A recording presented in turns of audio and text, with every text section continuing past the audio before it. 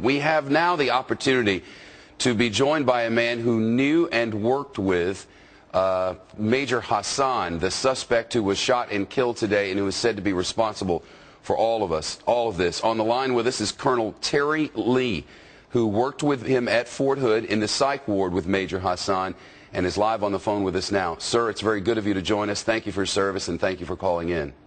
Thank you for having me on. Let me first give my condolences to the men and women who went through this tragic day. Thank you, Colonel. I know that you are retired now and that you worked with him at the psych ward at Fort Hood. Our bookers have quoted you as saying that he was making what you termed outlandish comments condemning our foreign policy, and even once claimed that Muslims had a right to rise up and attack Americans in Iraq and Afghanistan. Could you elaborate for us?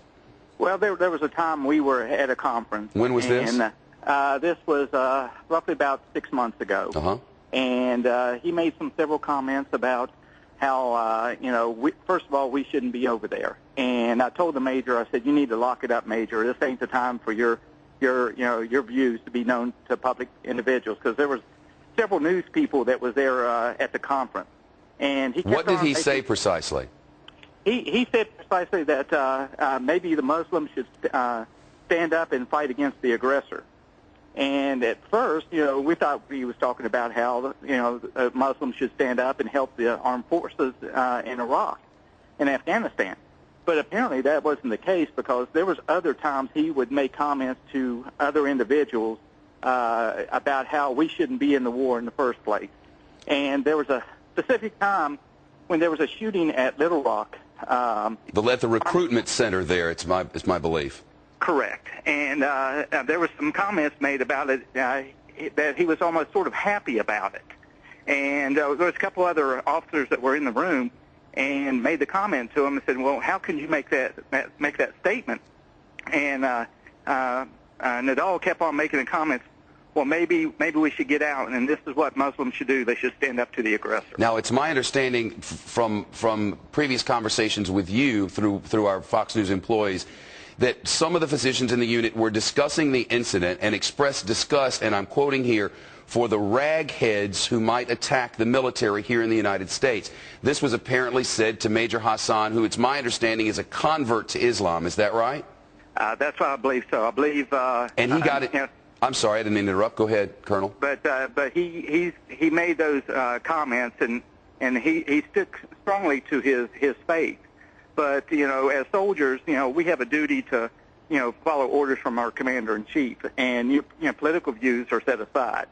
But he was, after the shooting in Little Rock, he was almost outstandingly upset about, the way this man was treated in Little Rock. And he says maybe we should have more of these where people should strap bombs on themselves and go into Times Square. And that was from a third source, so I can't confirm that. All right. Now you say that Hassan himself, again, we're on the line now with retired Colonel Terry Lee, who worked with the man on the right-hand side of your screen at Fort Hood. The man on the right-hand side of your screen is the one who is said by the military to have shot and killed 12 people at Fort Hood in Texas today and left 31 others injured. You have told our staff that Hassan seemed to believe, had feelings about President Obama and his election. Could you tell us about that? Well, that was the comments that he made a couple of times in the conference room and also one time outside the facility, that he was hoping that President Obama would start pulling troops out and things would settle down. And when things weren't going that way, he became more agitated and more frustrated with the conflicts over there. And he was just, he made his views well known about how he felt about how, the U.S. involvement in Iraq and Afghanistan. And this is something that was investigated by the military, it's my understanding. Well, that's what I was told, but when I retired, I left there and I didn't hear anything more about it. I was told that there was an investigation, but I couldn't tell you any further more than what they said. It was a he said, she said routine. But, Colonel, you heard many of the statements that you've just reiterated to us, and I wonder, Colonel, were you concerned about this man and the safety of others? At first, you blow it off from, people just being hot-headed and making, political views.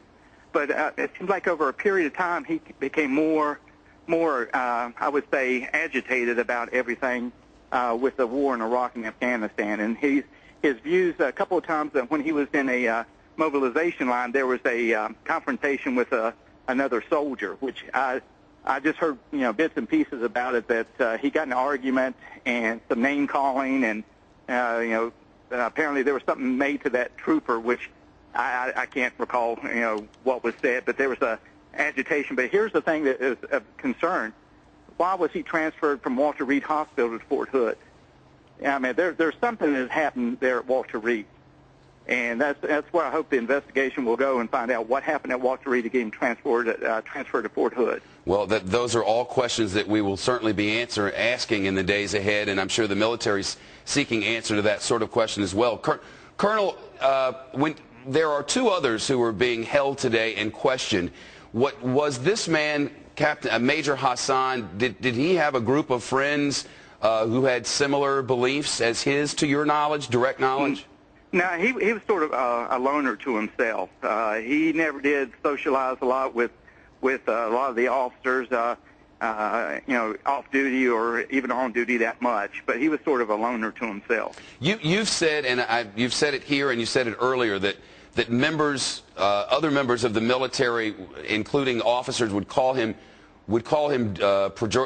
derogatory names. Could you go through some of that and explain how those arguments went down? Well, it started off, if any soldier gets in an argument, there'll be some name callings and all that. But apparently, he made some comments about we should be pulling out of Iraq and we shouldn't have any business there. And you've got some officers whose sons and daughters who were over there that feel strongly about it. Of course they do. They got into some name callings, and one thing led to another. But I don't think that would cause him to go on a shooting spree. I think there's a deeper seed than that. I was certainly not making that connection. I was just trying to get to the bottom of what you heard and saw. Yeah, I mean, you hear a lot, especially in early situations like this here. But I feel confident in the CID and the FBI investigating this, and I'm sure they'll get to the bottom of it. Senator Kay Bailey Hutchison of the state of Texas says that the Army major who's accused here was about to deploy overseas to either Iraq or Afghanistan. I'm assuming his entire group was. Do you know anything about that? Yes, he was going to be deployed sometime at the end of the year here, and he was totally against going. Matter of fact, he was going through the chain of command trying to get that deployment canceled, and he was that strongly against it about going back over there. Officials in Washington said they suspected that the shooter, they said the shooter was a psychiatrist. Is that accurate? That's correct. And what sort, would he work? For instance, I know that a lot of psychiatrists work with men and women who come back from overseas and feel like they need somebody to talk to. Would that have been the kind of work that he did? That's correct. And not only that, but mostly PTSD and other forms of maybe some type of alcoholism and maybe drug addiction and things of that nature. Understood. Wow. Well, Colonel Lee, we greatly appreciate your being here. So sorry for everyone in the Fort Hood family, and thank you, Colonel Terry Lee, for your input here. Thank you.